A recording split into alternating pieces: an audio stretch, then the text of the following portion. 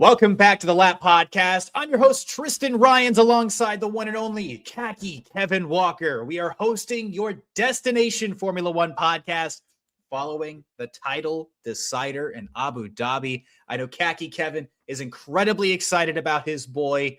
This is our final episode of the season, episode 38 out of 38. You know, golf claps for the hard work we put in this season.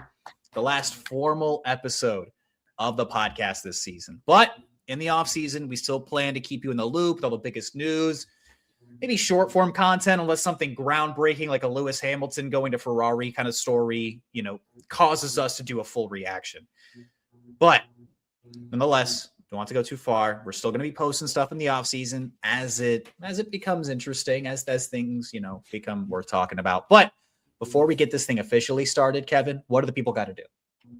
You got to go ahead and follow our YouTube, follow our Instagram, follow our TikTok. Make sure you hit that subscribe button. That's the only way that you can know if we put out short form content so that you can get the latest news in the Formula One world. Just because the season's put the bell on. Put the bell on. Get the bell on. Just because the season's over does not mean that the Formula One world sleeps, because trust me, it doesn't. So yep. Hit that bell. 88 subscribers.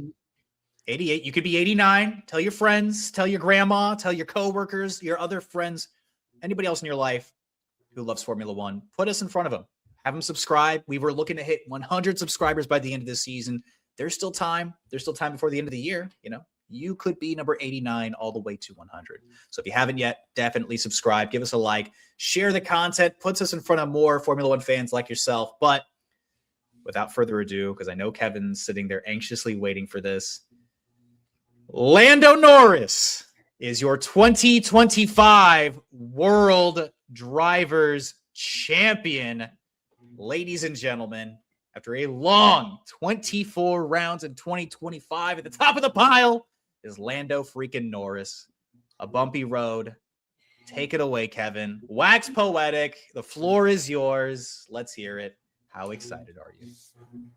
Well, first, I want to give a big thanks to all the haters, because without the haters, I wouldn't be who I am today. And trust me, I see y'all out there on the Twitter webs and interwebs making fun of Lando no wins Norris.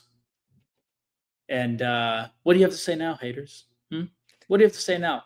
He's the champ. There is no asterisk to be put there. Champion. World champion. Okay? Was he the best driver of 2025? No, it's still Max Verstappen. But that doesn't matter. He hoists the trophy. He's the champion. He gets to wear the number one. That's how it goes. And he deserved it. And there's nothing that anybody can tell me, nothing that anybody can say to me that will make me think differently. He did the damn thing. He took over. He had the dog mentality. He did exactly what he needed to do. And might I add, a very gutsy race there to end the season, because it was not all peaches and cream for Lando Norris in Abu Dhabi. It was a moment of disaster when he was lower in the race and had to do some pretty incredible overtakes to get back to a podium finish. So the haters can't tell me anything anymore. And trust me, there's a lot of y'all out there, and y'all have been depressed lately on Twitter, Instagram, all the social medias. Oh, I can't believe Lando Norris. We're not going to let Lando Norris win the world champion. Yeah, you did. That's what freaking happened. And I'm enjoying it. Look, on a real note, it's been a really fun year. It's had its highs and it has had its lows, trust me. And we put a considerable amount of time into this podcast, into Tristan probably more than me, into note taking and analytics and all these different factors. And we keep up with what people are saying and what people are thinking. And look, I fell victim to the, hey, this thing is over after Zandvoort. I was absolutely, hey, the most depressed I've seen you. I've seen you be depressed about other sports. I can't keep fighting this fight, man. I can't keep fighting this fight. But it just goes to show how long the Formula One season is. And I'm extremely happy. He deserves it. And I think that the criticism that Lando Norris gets for the kind of teammate that he is at McLaren, he gets a lot of criticism for quote unquote saying the wrong things or being, a little bit of an a-hole sometimes. I think he's had proper responses. What do I think he was being serious about doing the same for Oscar going into Abu Dhabi? No, I think that was BS, but either way, I think that the relationship between Oscar and Lando is really, kind of dramatized, and it's supposed to be. But I think that, they've both talked glowingly about each other. Obviously, Oscar's upset. He knows in his heart of hearts that he's also a world champion. And even Lando said it, like, eventually he will be one. And it's just not often that the nice guy does get the win. And the nice guy got the win. And it was a miraculous season. I chart it in my sports life as a championship. And I wasn't following basketball when the Mavs won their championship. So in my life, I've experienced one, and that was the World Series for the Texas Rangers. And in 2025, Lando Norris winning the Drivers' Championship title. And I was almost brought to tears at 8:00 in the morning. Not going to lie to you.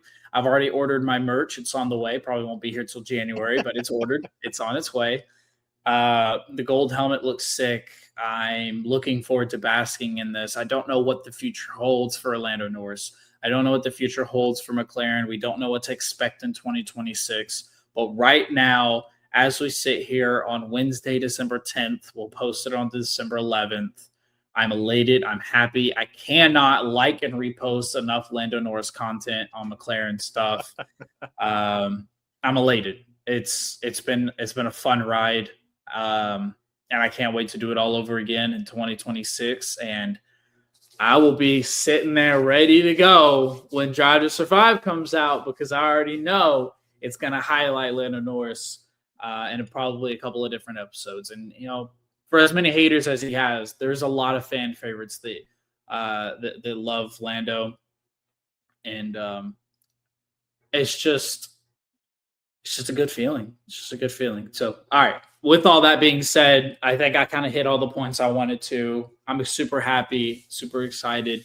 I thought the race was really good. And I think that at the same time that we can crown Lando Norris for the 2025 Drivers' Champion, we can also say that Max Verstappen was unreal and that he was the best driver on the grid this year.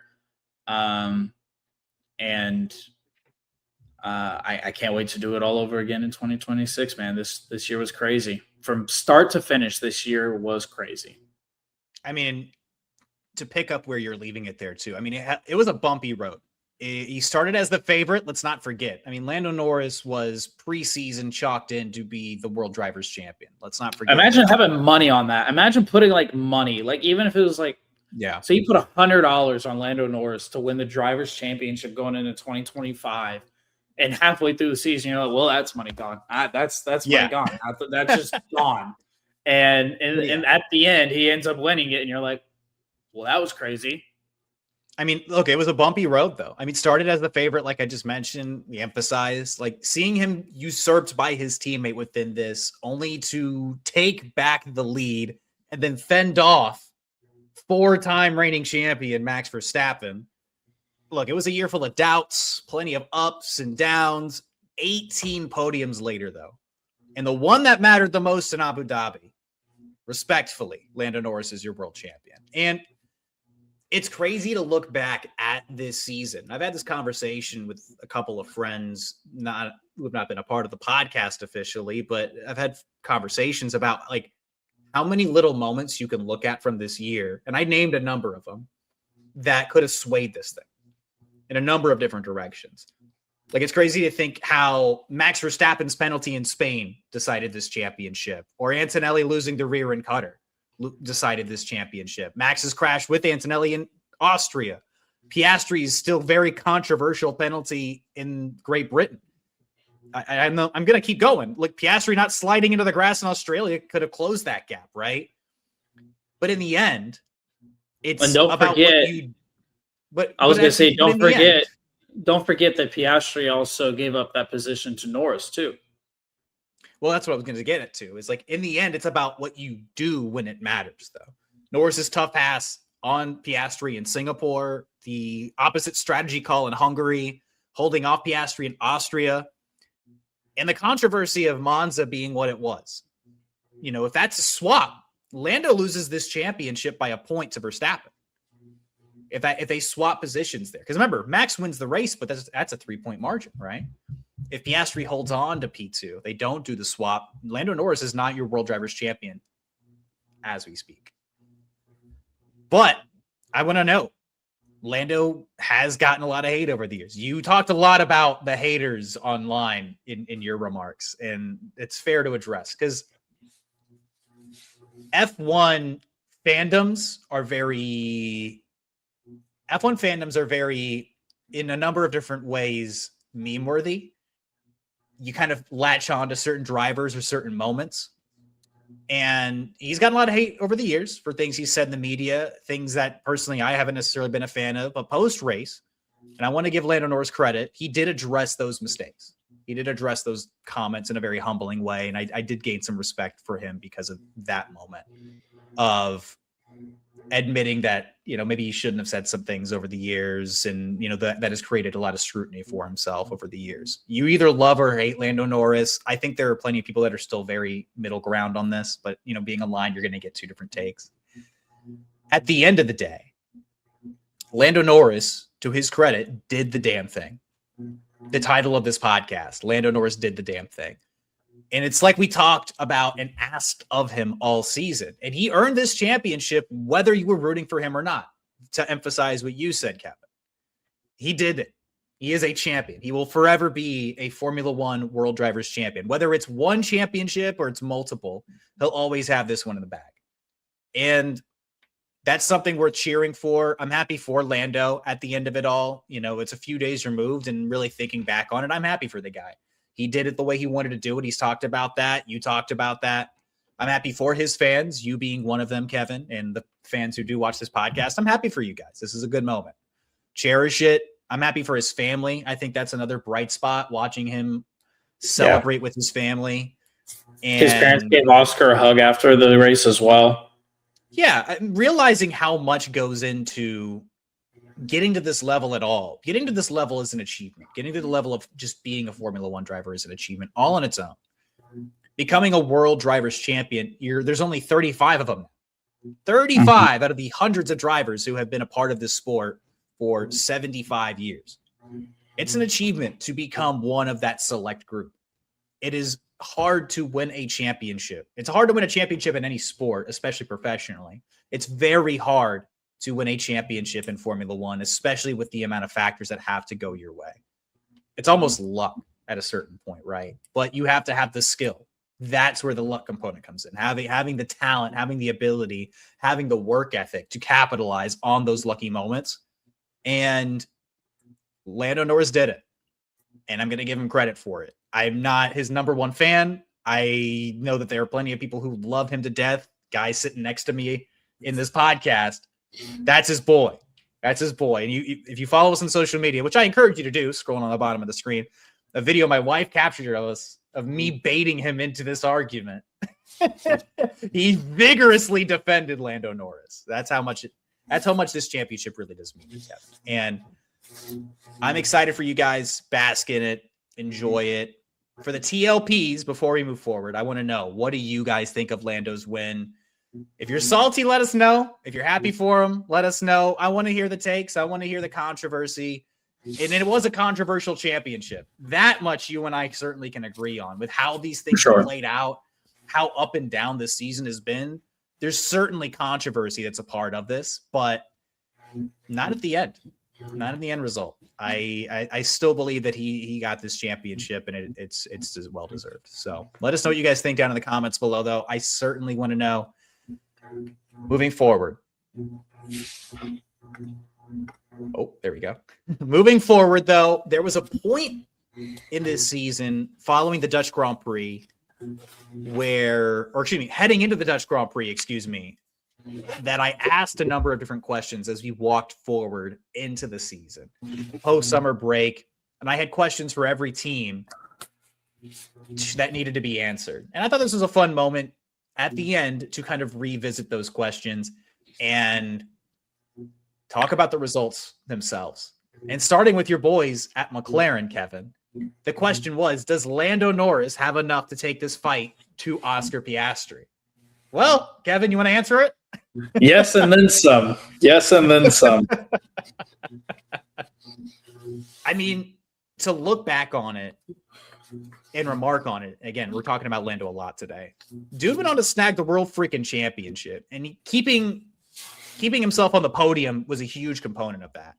Making as few errors as possible on the way to reclaiming the lead, eventually the title.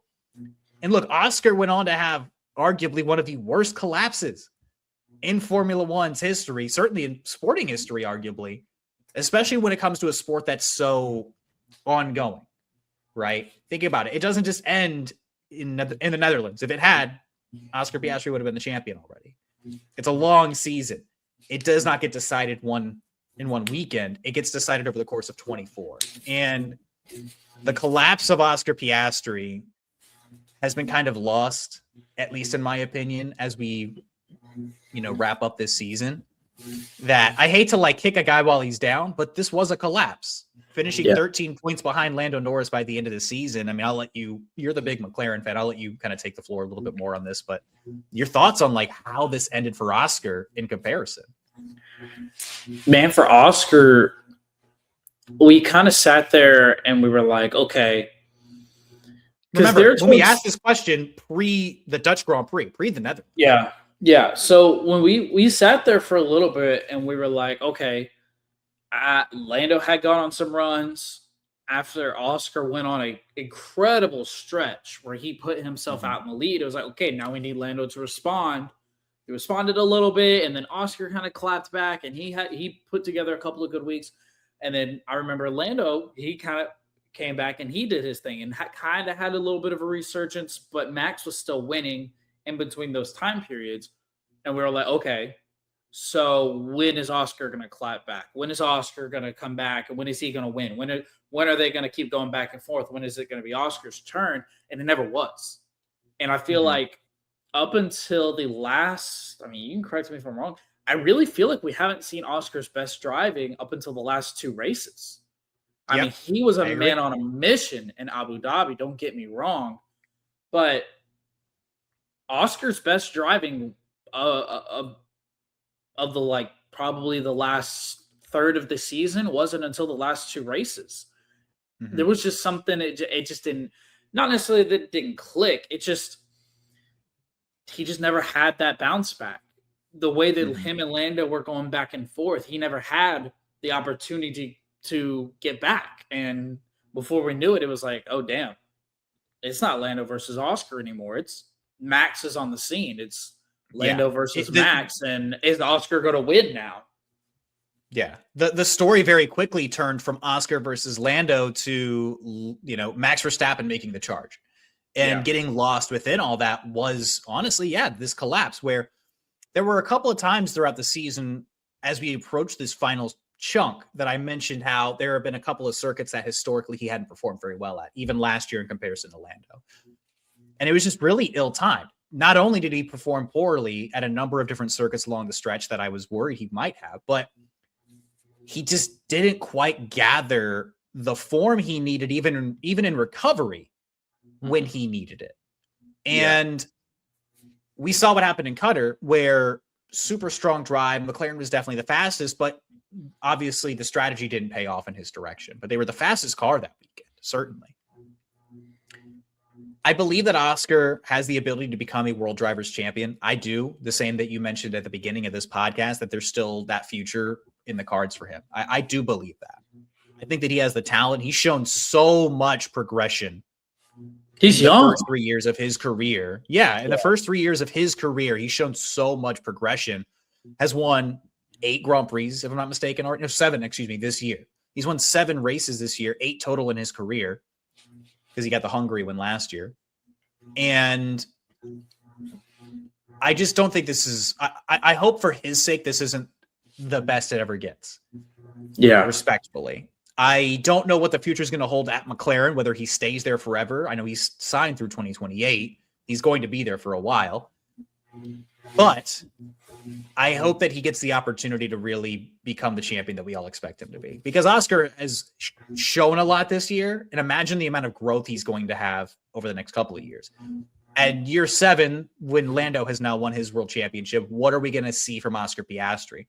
Hopefully he gets the right machinery. The team is still good enough to be competitive at that stage of his career, but it is kind of it's an unfortunate smirch on a very promising start to his career so far.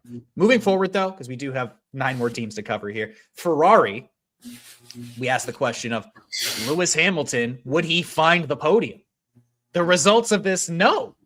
Not even close down the stretch. Yeah. The only thing that Lewis Hamilton found was depression. I say that respectfully. Look, he hated that car. Hated the car. Rough end of the year. There was comments at the end of the race in Abu Dhabi where he's like, tough season, but, really appreciate to work with all you guys this year, blah, blah, blah. No response. Radio silence, yeah. Radio silence. Hello? Anybody there? And then oh, my bad. We were talking. Okay. The Lewis fandom feels like he's been very disrespected at Ferrari. I don't entirely disagree. You can't help the car so much, but there are certain moments, of course, that make you very there's criticism of how Ferrari are handling their business. But Ferrari stopped developing this car a little more than halfway through the season. The SF25 has been a nightmare for both him and Charles. No matter what they did on setups, it was never correct for Lewis. Just never made him comfortable in the car. Honestly, the best drive he had down the stretch was in Abu Dhabi. He ended up securing P6 in the World Drivers' Championship. Antonelli struggled, and Lewis jumped into the points and had a really strong drive. But even Charles had a good weekend. Yeah, he had a really good weekend. The car was there, but I mean, one time I picked him for P10, but whatever. We'll get there. In an adjustment year, though, Hamilton's lone highlight from a results perspective was the sprint win in China, something I'm sure that he could really care less about at this stage of the year. But it was an adjustment year. I think we both understood that going in. I think everybody in Formula One's fandom understood that going in. I don't think we all expected it to be this bad, though. And I think it all really hits on them changing the car so drastically. They changed 95% of the car. I talked about it at the beginning of the year. I've talked about it throughout the year, and I'm mentioning it for a final time now. But yeah, Ferrari botched it. They botched this season. I know a lot of people who love this driver combination who are effective Ferrari fans. They were incredibly disappointed with 2025 at large. Moving forward, Mercedes. I had a much more simple question for them at the time. When are they going to hammer out the deals for Kimi and George? The answer was, yeah, they figured it out. Thumbs up. Antonelli got his extension into 2026. Russell's got a really lucrative deal. Estimates around $40 million of U.S. currency. Options down the table for him and Mercedes. Obviously, these things are a little more closed door than in America we're used to seeing out of our sports. But if Mercedes do the job that they think they're going to do in 2026, I don't expect this relationship to end here. Red Bull, who is going to be Max's teammate in 2026, at the time, I thought it was going to be Isaac Hadjar. I was proven correct. Yeah. Yuki Tsunoda we were early on that. Yeah, we were pretty early on that. Yuki Tsunoda became the reserve, but if I must remind people, there was a short period of time where Alex Palou was in conversations to be the Red Bull second seat driver. Forgot about that. That was a funny little story at the time. Yeah, and he's still in the cars, of course. But yeah, Hadjar in. Yuki Tsunoda's still with the team in a reserve role. Really interesting turn of events there. I think it's going to do well. We talked about it extensively on this podcast, my expectations for Hadjar and Red Bull. But moving forward to Williams, your boys, your shining beacon on a hill besides McLaren. Will Carlos Sainz find the points more often? Was my question. He struggled at that point to find consistency in the new digs. And Kevin, what did he do? Carlos Sainz had a really strong finish to the year, man. We were talking all year. Well, I will say this. I was talking a lot about, hey, even though Carlos is the new man on the scene, Alex Albon is the better driver for Williams right now. And I guess Oscar's a TL, or I guess Carlos is a TLP because he heard that and he was like, "Oh, really?" He said, "Well, I'm gonna you wrong then." He took exception. And yeah, he did. He took it personally. He had a really, really strong finish to 2025 for sure. He tallied a pair of podiums in Baku. I was going to say landed podiums. I mean, he finished just 9 points behind Albon by the end of the season too, and finished with 64 total points. I mean, that was a hell of a performance from him in Baku. It was a hell of a performance from him to hold on to that podium, to be completely honest, in Qatar as well. Carlos Sainz, man, there's something about this dude that when you're least expecting him to pull a great performance out of his ass, he just finds a way to do it. And he did it twice this year. Yeah. Even apologizing to Williams and fans, Carlos Sainz fans. I'm not going to make the podium this year, guys. Low temper expectations, yada, yada, yada. You're like, well, I'm sorry. I didn't think I was going to do it either. So I think F1 fans at large, I never met a single Carlos Sainz hater ever. No. It's you. Keep it to yourself, because we are fans of the Spaniard in this. We're fans of Williams. Williams, yeah. We go Williams, man. They're the boys. But yeah, very impressive work by Carlos Sainz on the stretch. Aston Martin, the question I had for them was, could they catch Williams? At the time, they were only 18 points back in sixth. Very simply put, thank you, Kevin. They fell to seventh in the constructors, falling behind V-Carb. Asking a question of Sauber, could they hold on to P7? Bortoletto was a lot more comfortable at the time. Hulkenberg had a massive podium to boost his spirits. No, their mid-season form did not hold on. Sauber finished in its final season in 9th place. V-Carb, could they challenge for P6? Well, they did. They sure did. Lawson looked really comfy. He secured himself a seat in 2026. Isaac Hadjar performed so well, he got a damn promotion. They locked it up. They got P6 in the constructors. They looked really good. I told you they would. Yeah. Fantastic finish by V-Carb. And I think that the Red Bull this year were kind of a year of highs and lows across both teams, but kind of over exceeding expectations in both respects as well. It was kind of an interesting year to be a Red Bull racing fan at whole. It was Max Verstappen and V-Carb, but sure. I mean, he did will them to P3 in the constructors, damn near by himself. Yuki Tsunoda had his little share of points in there too. We'll give him some respect. But I mean, V-Carb though, they exceeded expectations mightily. And nobody expected them to necessarily be fighting for P6 in this constructors, and especially if you really love Formula One down the order. I mean, they impressed a lot. Isaac Hadjar was fantastic. Expectations for Isaac Hadjar going into the year were not nearly as high as well as he performed. So he overperformed. Haas, can Ollie Behrman get back into the points? He was really close a lot of the time at the beginning of the season, the first 2/3 of the season. He was 10 points back, or Haas were 10 points back in P9. And Ollie went on a very impressive back half of the season. Good enough to finish in 13th. He finished ahead of the veteran Esteban Ocon, had a super impressive drive in Mexico. I mean, Ollie Behrman was damn near the star of the midfield the rest of the way if Carlos Sainz didn't exist. P10 champion, if there was one. Yep. And we found out today, December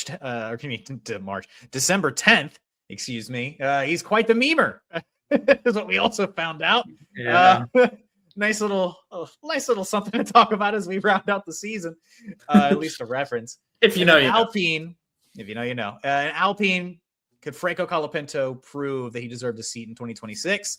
No, he didn't, but he did. But he did. He didn't, but he did. Hold on, Argentina. Hold on. Look, he did enough. He really did do enough. Alpine, he didn't do enough, but down the stretch, they didn't develop the car really at all this year. They punted 2025 to try to prepare for 2026. there's so much wrong at Alpine that they were like, oh, let's just stick with what we have. Let's not make any drastic changes here. Let's just keep something consistent. Colapinto did not score a point this season. Unfortunate for him. Alpine, though, did feel like he did a good enough job to keep the seat for 2026. He got a lot more comfortable down the stretch. He performed pretty well against Pierre Gasly, with all due respect, just unable to find points, but he did the job. Did a pretty good job. So it was just fun to revisit these questions. It's crazy how F1 can change even the course of a season like this. So we were pretty on with our questions. So yeah, I like to think so. And now we can't actually do it. It's time to play the Sarah McLachlan music, Arms of the Angels, cue the montages. Ladies and gentlemen, we're saying goodbye to a number of things in 2025 in Formula One. We're saying goodbye as we walk into this new regulation. So much is changing, but I wanted us to take a moment to really discuss and, just go over what's going to be changing, what's not going to be a part of Formula One life in 2026. Something maybe a lot of people forgot. Renault are no longer going to be a part of Formula One in 2026. They're becoming a Mercedes customer. Alpine are becoming a Mercedes customer in 2026. Renault Power, sayonara, moving on to different things. Keep your sports team. We're affiliated, but not enough to actually build a damn engine. And this is unfortunate because they ended on a low note. Renault had a really strong, 2000s. They had some moments, but everybody looks so fondly back to those Fernando Alonso years, but the power for the engine was subpar this entire reg.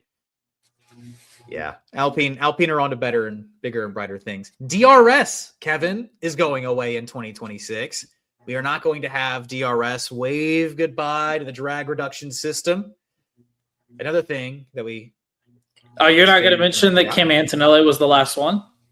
Oh, he was. Yeah, thank you for reminding me, Kevin Walker. I appreciate it. Yeah, Kimi Antonelli. Jenson Button, the first man to press the DRS button in Formula One history.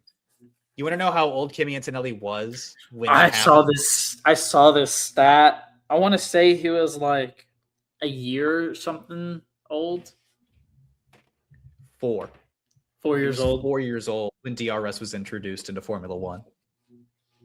That's crazy. And now he's the last guy to push. That's crazy.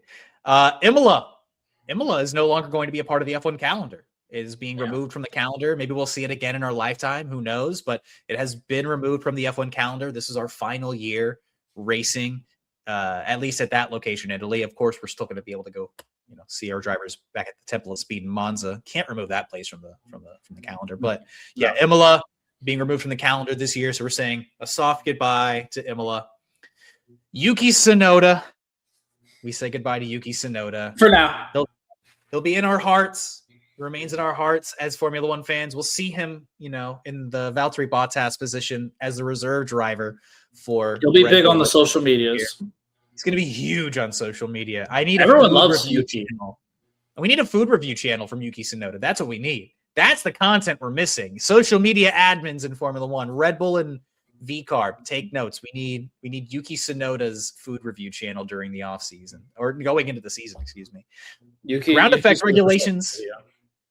Yeah, he'd be great for social media. Ground effect regulations are ending. No more ground effect cars specifically from these last 4 years. They were super big emphasis. Floor designs, yada yada yada, going towards more flat floor that we saw previously.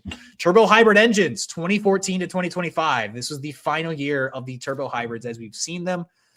Huge change to Formula One from a 70-30 power split from engine performance to battery. It's not going to go 50-50. So turbo hybrid engines as we know them completely off the table now. Wave a soft goodbye. Mercedes effectively dominated this era with this engine. Sauber's Formula One team and their presence in Formula One is no longer. This was the final race in Abu Dhabi. Peter Sauber, the team's founder, was on hand for the final race in the team's history. Sauber ends its era, its existence in Formula One with one win in Canada in 2008. And if Kevin Walker can tell me who the driver of that win was, I will hand him $500 in cash. I do not. Robert Kubica. Gosh, his name is funky. Funky, but Robert Kubica. 28 podiums. You could find out I couldn't say it. Yeah, Robert Kubica. After entering the sport in 1993, though, Sauber are You've said it going 5 to be different ways. Yeah, there's I can't remember how to say it perfectly. I'm sorry. Formula One, diehards are gonna chastise me in the comments for this one, but he's got a funny name. Robert Kubica, though. Kubica. Helmut Marko. That was the surprise news that we saw post Abu Dhabi. Goodbye to Helmut Marko. You get a wave just like everybody else. Now he's going to be back somewhere. He's going to go somewhere, right? No, he's retiring. Oh, he's retiring? He's 82. Yeah, he's 82 years old. And look, Marko has left his mark on this team for sure. Been a part of the team since the beginning. Played a major role in bringing home 8 World Drivers' Championships and 6 Constructors during that time. Oversaw the driver development wing of Red Bull. So he was a major player in bringing in guys like Max freaking Verstappen and Sebastian Vettel and other drivers that you're familiar with. Pierre Gasly, Sergio Perez was brought into this team. Carlos Sainz, Alex Albon, Isaac Hadjar, Liam Lawson, Daniel Kvyat. Yeah, number of F1 names, and there were, of course, other names within that as well. I believe Scott Speed was also a member of Red Bull's Formula One team back in the day. So a number of major drivers that he was a big hand in getting with Red Bull. Was also a very controversial figure in the media throughout their comments and speculations, and apparently those drew the ire of Red Bull CEO Oliver Mintzlaff. But Helmut Marko, whether you love him, you hate him, you're indifferent to him, certainly left a mark in Formula One. And we say goodbye to one thing. I'm sure there's among many others that I've missed, but one thing that I'm incredibly excited about, Khaki Kevin Walker. Hopefully having to hear that dumb ass Ed Sheeran song at the end of every freaking race. Tired of it. That's it. So we say goodbye to Ed Sheeran. I actually have no idea what you're talking about. Dude, at the end of I'm surprised you don't know this. At the end of almost every Grand Prix this season, because of the F1 movie, they played this "Shut Up and Drive" song that Ed Sheeran put together for the movie. I think because I've been watching on Hulu, so I guess that's probably why I don't know about this. Maybe, but they play it over the loudspeakers. You can hear it every single time. Not a fan. So we say goodbye to all those things in 2025. Maybe we'll see the reappearance of some of them. Who knows? But for now, wave the soft goodbye. Now, I get to bask in it. Khaki Kevin Walker. I get to bask in it because Tristan Rines is your P10 champion. Thank you. Is your P10 champion for the year of 2025, our inaugural P10 season, finishing with 291 points off of a dominant performance. Ollie Behrman's P12, Max Verstappen winning the race. Charles Leclerc did not do you any favors, my friend. No, he did not. I picked the wrong. I texted you midway through the race. I said I picked the wrong Ferrari because if I would have picked Hamilton, then I would have actually had a fighting chance. But it's okay. It's all right. That's unfortunate. It's unfortunate. Life moves on. And for the people who really do enjoy the P10 stuff, maybe you want to do it yourself at home. Oh, no, wrong picture. There we go. Okay. This is going to be the point scale we use going into next season. We made some changes. There's going to be 22 damn cars on the grid, which means if your driver finishes in the bottom 3, you can now score 0 points. You don't just get a cheap little 1 point. You got to at least finish P19 for that. This is the structure for how this thing works. Race winners get a bonus 5 points. Retirements still worth a bonus 10. First retirements anyway. Excuse me. Anyway. But yeah, that's the point scale we're using next year.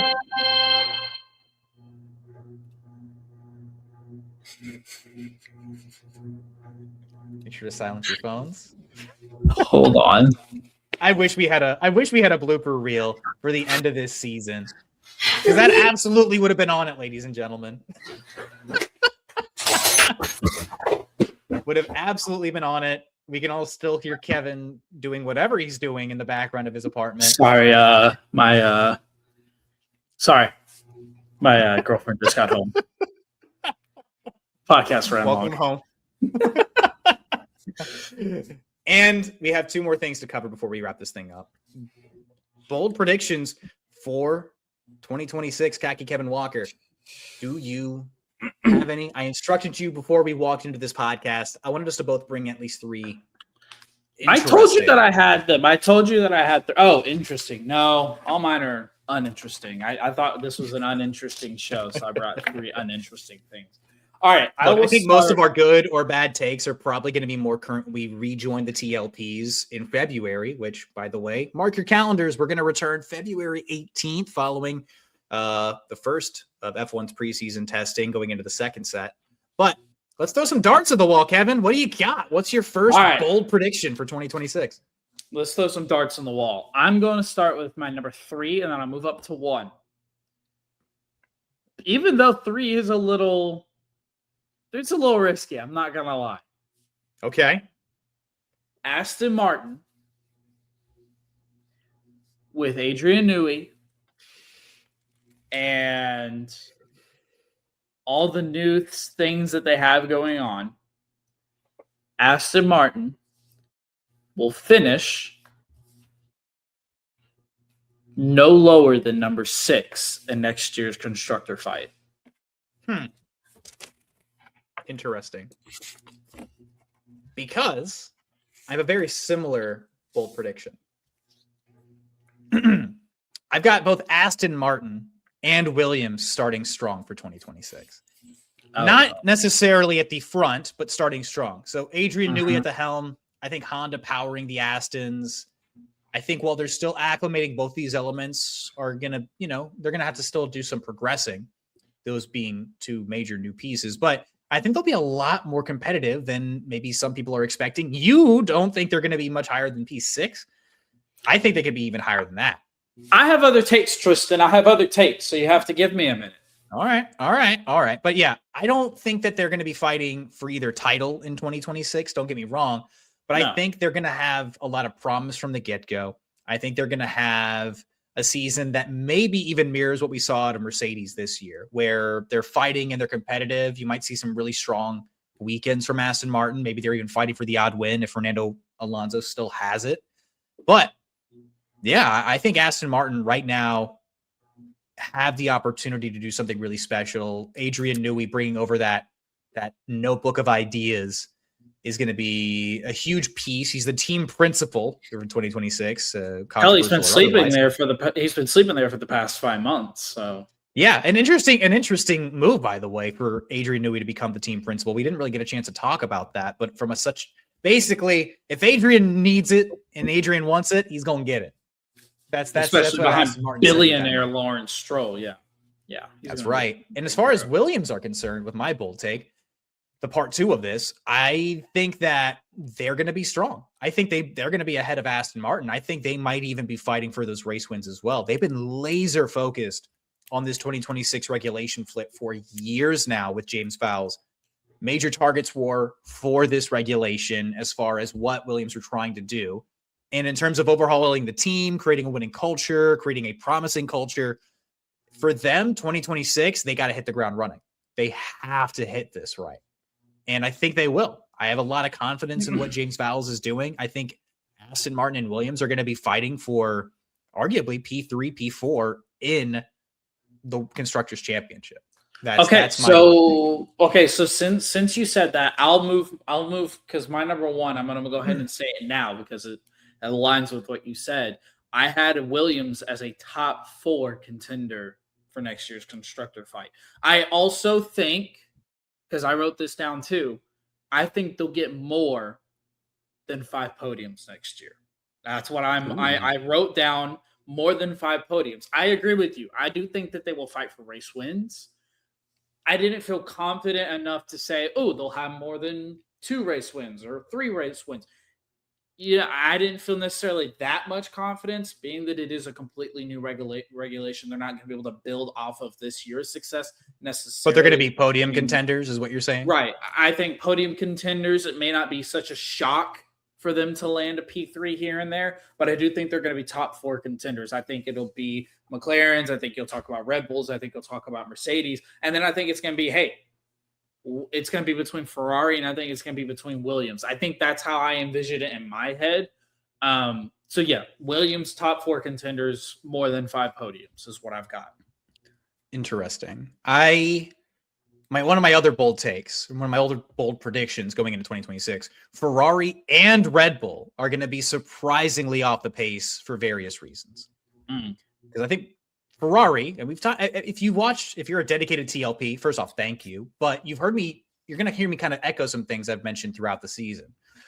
Ferrari are reportedly approaching 2026's regulations with an ambitious approach compared to rivals.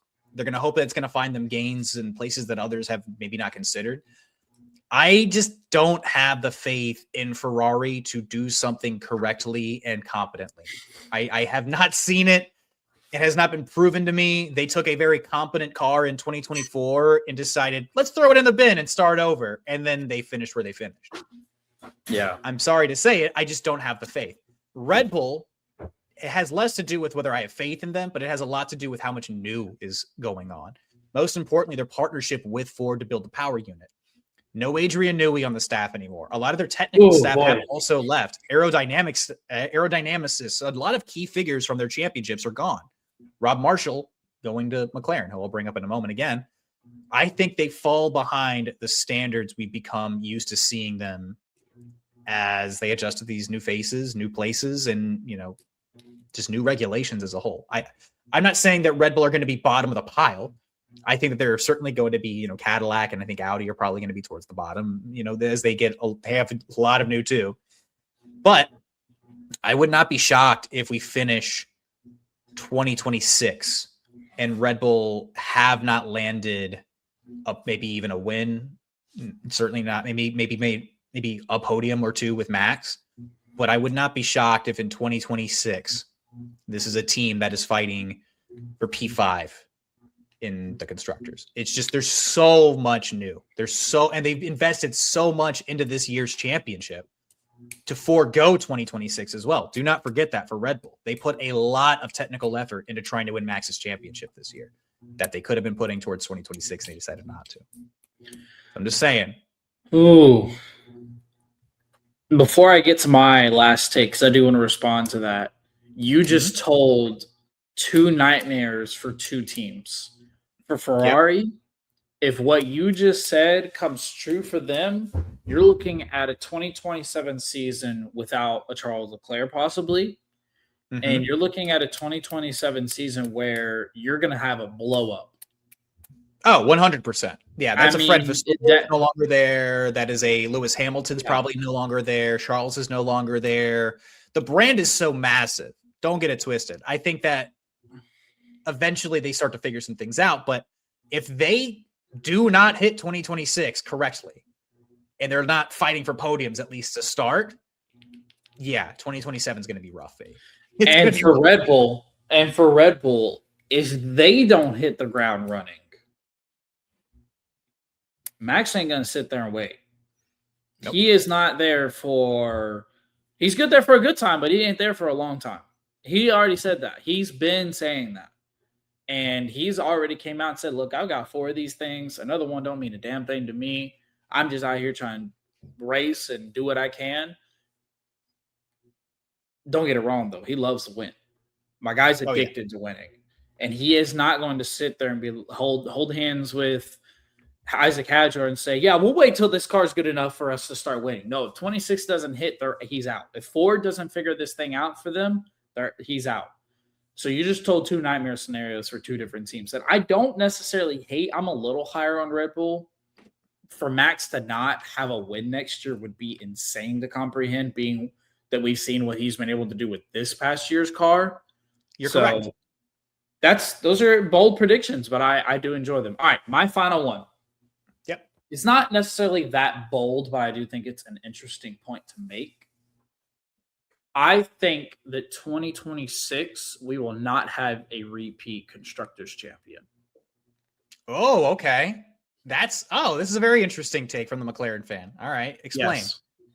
I think there's a lot of There's a lot of unknowns in 2026. A lot of unknowns. Is Ford going to be able to ace this Red Bull engine? What is Mercedes going to look like in 26? You noted it earlier. Mercedes pretty much dominated this past regulation set. Completely dominated it. Outside of the turbo hybrid engines anyway. Yeah. Not this regulation specifically, but the ones prior. I guess I just mean like this past era. It feels like we're moving into a new era. I feel like this past era was Mercedes. It split a little bit by Red Bull, but Mercedes definitely had a very strong hold of it all. And, what is 26 going to look like for them? Is McLaren going to be able to continue to build on this? Or was this a situation where they caught lightning in a bottle for the past couple of years and the new regulation messed all of it up? Is Williams going to, are they going to be able to do this? Is this team going to be able to do that?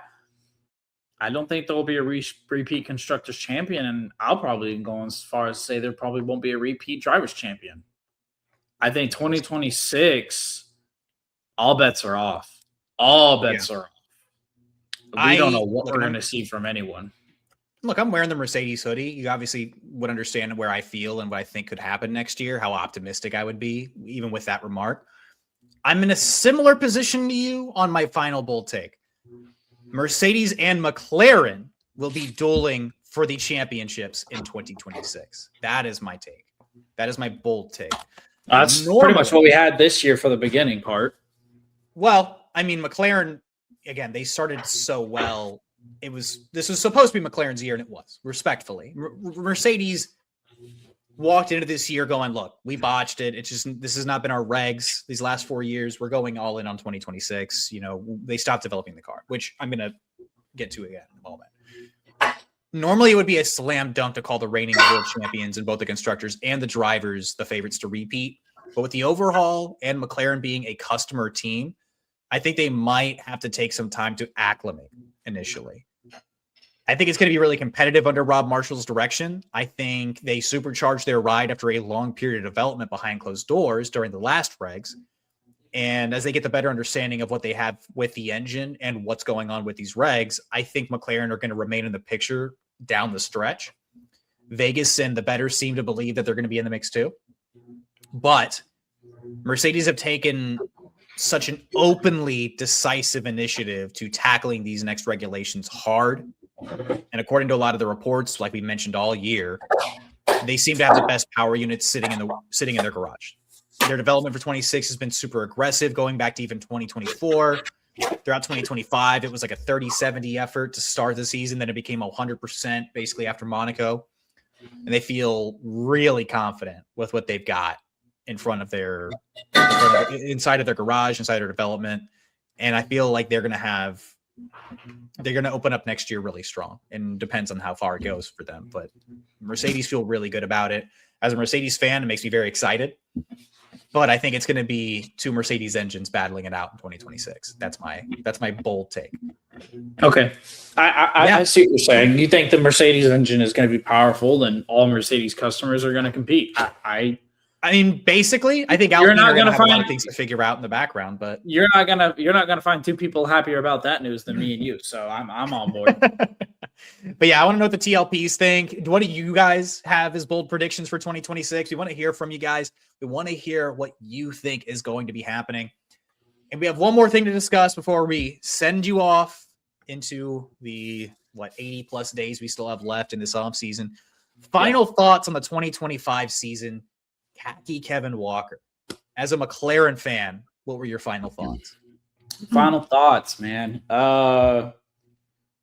Glad that I became a fan of this sport. Glad that we started this podcast. And, this second year we've done it, we definitely committed to an episode goal. And, I didn't have 100% attendance rate for sure. Definitely didn't show up to school every day here. But it was a fun year. Learned a lot. Still a lot to learn. We made a lot of progress as a team, me and you. I guess speaking more on the podcast side rather than the F1 season, we learned a lot. improved a lot, learned areas of improvement for myself for sure. Things to capitalize on, things that the TLPs want from us that we can definitely deliver. We had some things working in the background that we're still going to continue to develop. We got big ideas for this project. And I think, what we experienced and how we handled the 2025 season, I think we learned a lot about ourselves, what we can commit to. I mean, 38 episodes for people that are as busy as me and Tristan. We got 2 jobs outside of this. We each have lives, and Tristan has some other things happening in his life that are a really big deal as well. 38 episodes of this, not in a negative way, but it can't be tasking. And there's work and there's hours of development that goes into this outside of just the hour or so that we put out. And it's fun though. It's a ton of fun. It draws all the interest from me as a fan. It's really enjoyable. I love doing it. I love sitting here and talking about it and seeing what the fans have to say. If they enjoy our content, if they disagree, Franco call it the fans. If they like what we have to say, if they hate on our stuff, if they hate our takes, but like what we have to say, any of it at all, any of the comments, any of the subscribers, any of the following. We know that we're small, but we're building this thing up. We've got big ideas. 2025, I mark it as a definite success. And that's outside of the McLaren success. I think for me and Tristan this year was a success. Help us reach our subscriber goal, of course. Got to plug it one more time. Scrolling at the bottom, you can find us on YouTube. Hit the subscribe button, hit the bell button, because we'll be posting some stuff over the off season, the things y'all need to know. But 2025, I give it a big old check mark. It was a fun year. Can't wait for 26 and all the craziness that will ensue. Lots of memories to look back on, and ready to grow. Man, this year was a ton of fun. Yeah, I think I echo a lot of sentiments. As a fan first, 2025 was a lot of fun. As a Mercedes fan, met my expectations. I thought it would be a little bit more one-sided between the team dynamics. I'll say that much. As a Kimi fan, my expectations were certainly exceeded. Thinking about all the rookies this year, very excited about the future of the sport with these guys in the seats, most of them. And the wild podiums we got, by the way. I wanted to take a moment to recognize those. Kimi Antonelli had a few podiums for sure, but Nico Hülkenberg's podium in Great Britain, the first of his career, monumental. Isaac Hadjar grabbing a podium in the Netherlands was awesome. Ali Behrman came super close in Mexico with a P4. Carlos Sainz getting him twice. And watching this championship, it was a ride. And that kind of brings it into the podcast part 2. 2025, the Lapped podcast, after starting this thing around Hungary last year, season 1, posting it just on my channel, dedicating all of this to one space and seeing how much we could grow, how quickly this thing could grow. Obviously, we always, of course, wish it could grow faster. You always want to reach your goals as quickly as possible, but we put a lot into this.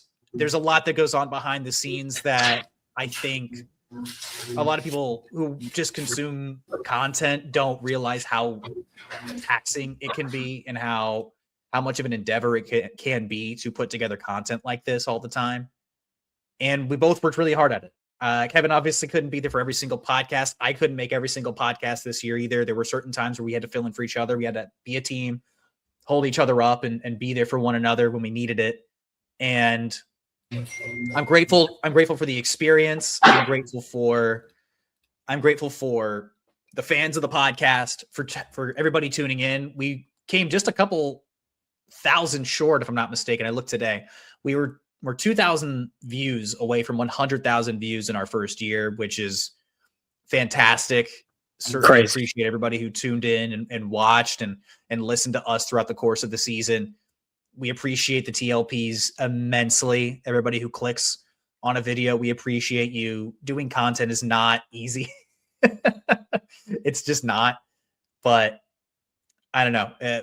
We have a really good partnership here between me and Kevin. I really appreciate people who've hopped in and guested this season as well. People who've helped from behind the scenes, from Bennett to Sam hopping in and doing an episode at one point this season, to fill in. And even at the times I've had to fly solo, it's been a journey.